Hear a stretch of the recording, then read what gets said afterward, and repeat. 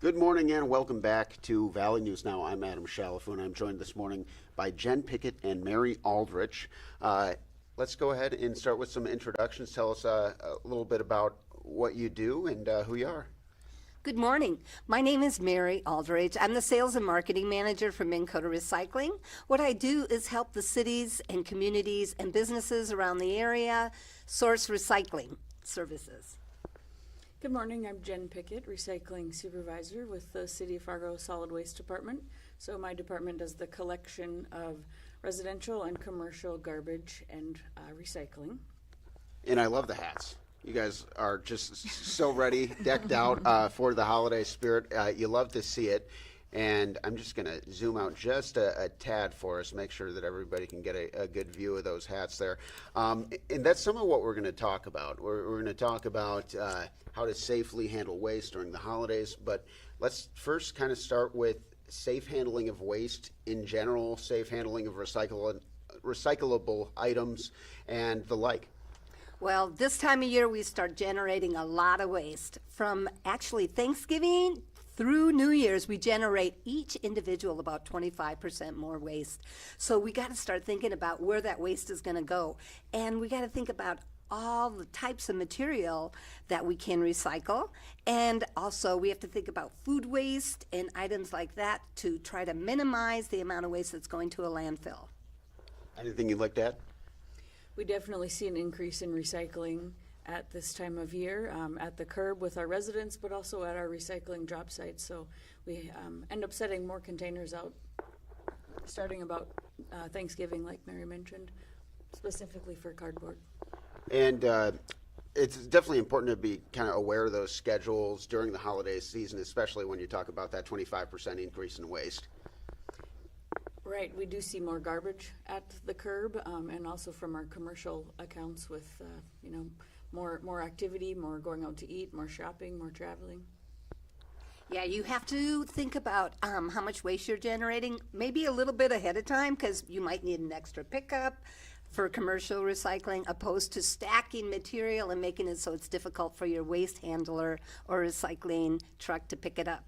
One of the unique things is you have a necklace on, perfect illustration, right, is there's unique waste this time of year. You got holiday lights, maybe something goes out, maybe you get a decoration and you're like, hey, that was fun, but it's not making the cut for 2025 Christmas, stuff like that, especially like LED lights specifically.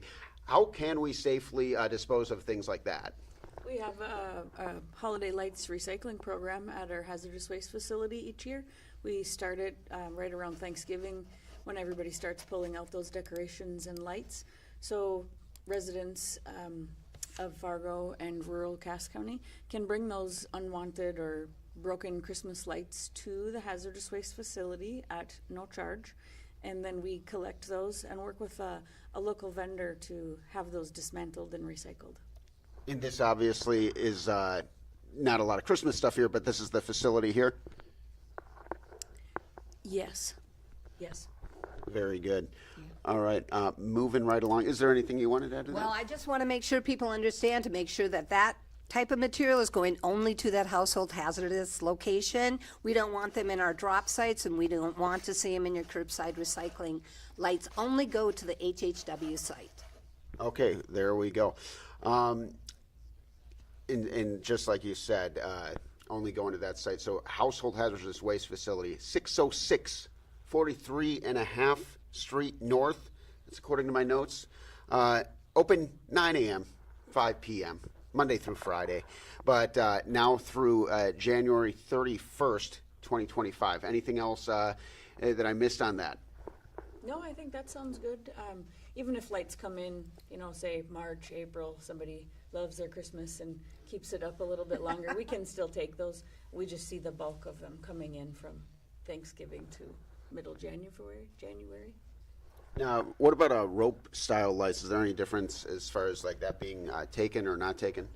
We are unable to recycle rope style lighting, so unfortunately that would need to go into the garbage.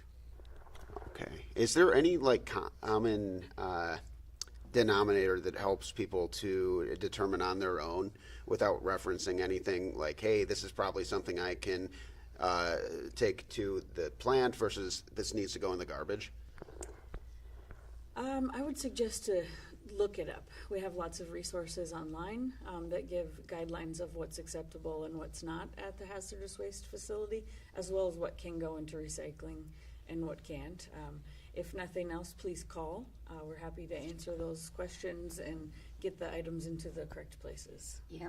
When in doubt, throw it out. That's what my foods teacher used to say as well. That's right. So that's a good rule in general. Absolutely, it is. Now, environmentally friendly options are really the way to go. And when we're kind of talking about things like that, your problem can kind of turn into a lot of people's problems. So let's just talk about the importance of being able to handle these type of things responsibly when it comes to something that you can recycle. Yeah, when we're looking at corrugated cardboard, all of that type of material can be placed in your recycling bins. It just needs to be flattened. Make sure you're not stuffing things in that bin so the waste hauler can't get it out or tip it. It has to just be flattened and placed in the bin. We accept corrugated cardboard and also gift wrapping paper as long as there's no bows or ribbons or items like that with it. Just make sure it's flattened and placed in your bin properly, and we can accept that material through the holiday season. And it looks like no charge now, but proof of residence are required if you're looking to drop something off at the residential transfer station. What is that exactly? Transfer station is a building we have at the landfill on the west side of 45th Street that prior was used for baling garbage when we did that. We've transitioned that building now into a residential transfer station. So it's meant for the residents of Fargo to have another option. If they want to haul that old couch or extra garbage, broken furniture, non-freon appliances, tires, batteries, recycling to our facility, there is no charge for that, but we do ask for a proof of residency. That makes me wonder about a question, because I'll see people just throw a couch in the dumpster. Is this frowned upon? Yes, very much. So hard to get out. As hard as it was to get in, it's twice as hard to get it out. And it sounds like a dirty job. Sounds unpleasant for the people who then have to, like dumpster diving for a couch. That sounds like quite a chore.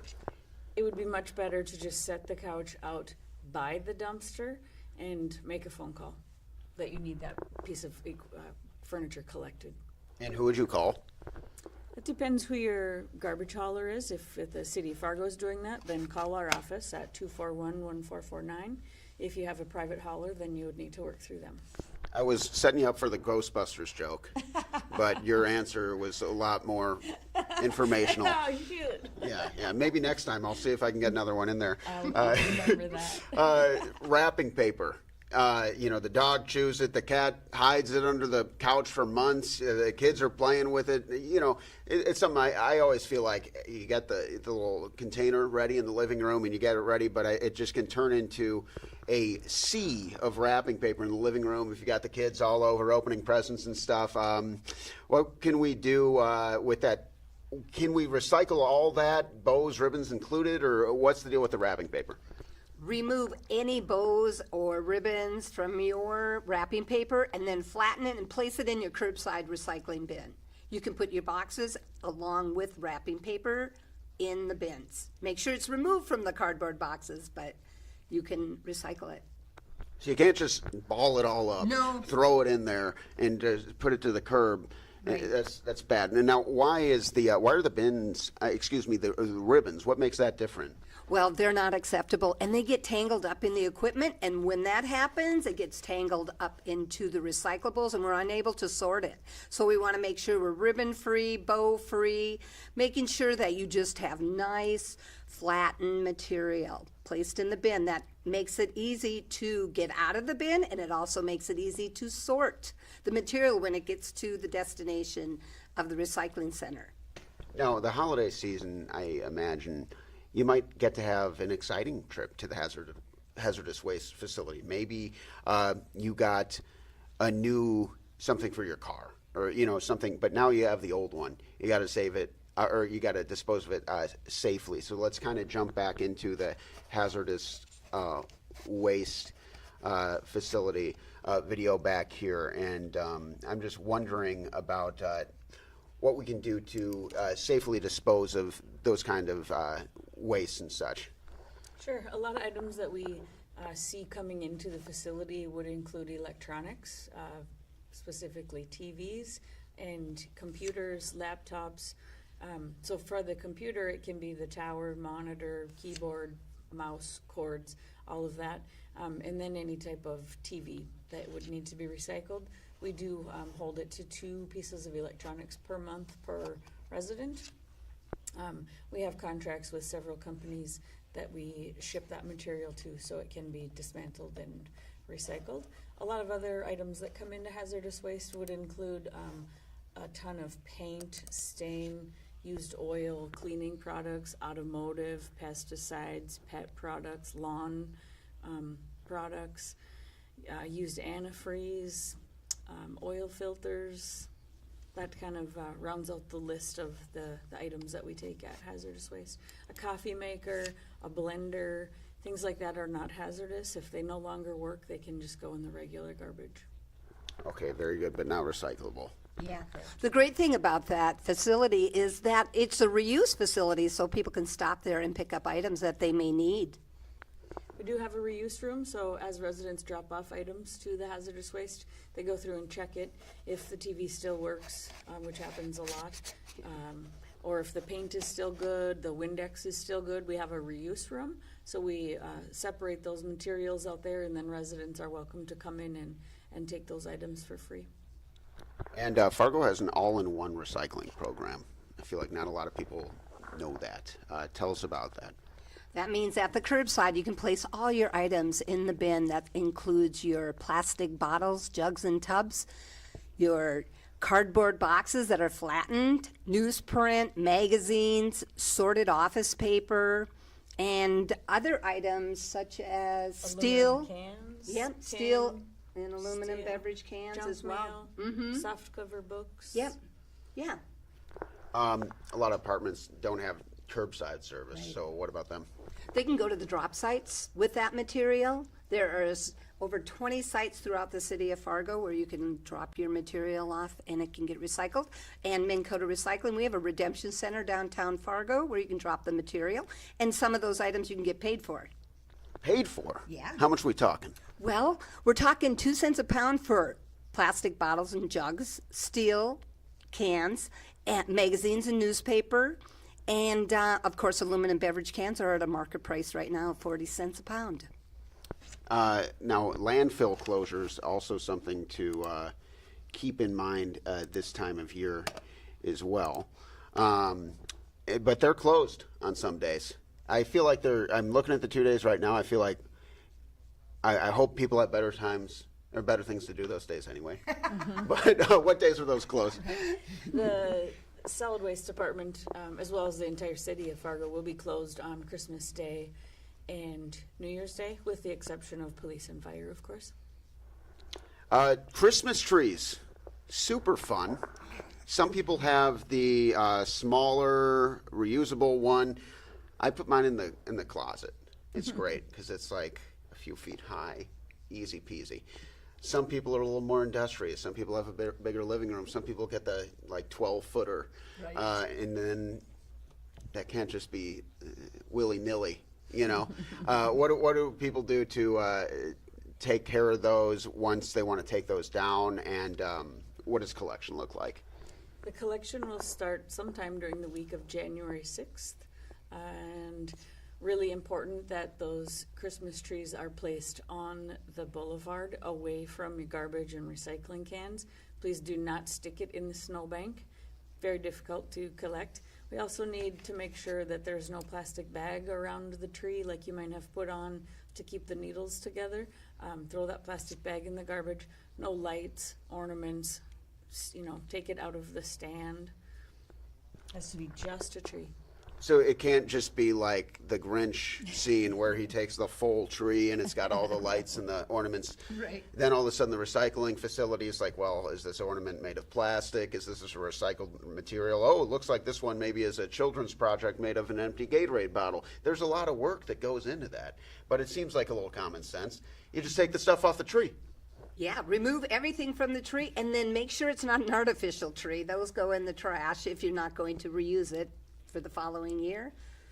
Only real trees go to the curb. And I feel like also, love to hear don't place in the snowbank. I'm just like picturing a comedy of errors. Things that can, things that can go wrong. What do you guys see as far as anything we've touched on that are common errors that people are making around this time of year with Christmas waste, holiday waste? We see a lot of the artificial Christmas trees in the recycling bin. And we see people that are placing electrical cords and items like that in the recycling bins that get tangled up in our recycling and creates a huge problem for us.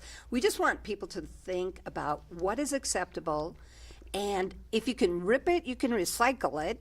Plastic bags and items like that, those need to go back to the take-back programs at the grocery stores or at a major retail store. We don't want to see any type of bags in the recycling containers, and we don't want to see your recyclables in those because we have to debag it, and it's actually getting to be impossible to do that. Now, and you guys are also pretty open to questions. You have your contact information readily available if people have specific questions that maybe I missed. Where can they reach you guys? You can reach me at Minnkota Recycling. My phone number is 701-293-8428, or you can check us out at minnkotarecycling.com. I can be reached at the City of Fargo Solid Waste Department, 701-241-1449, or we have tons of information on our website, fargorecycles.com. Excellent. All right. Now we have the holiday collection schedule changes this year, correct? Correct. We won't be working on Christmas Day or New Year's Day, so there is an adjustment made. Those will be collected the day after. All right. Is there anything else you guys want to get into? Anything else that you feel is important for people watching to know, whether it's just generally speaking or specific to the holiday season? Well, we want you to enjoy the holidays. Make sure you're reducing the amount of waste that you're generating, and that starts with what you're purchasing. It's very important for us to think about it more now than ever. We have generations and generations that are looking at us, and those kids need to know we don't need to be so wasteful, that we need to think about what we're buying, we think about what we're using to wrap our gifts with, and then we're thinking about it when we're putting it in the bin.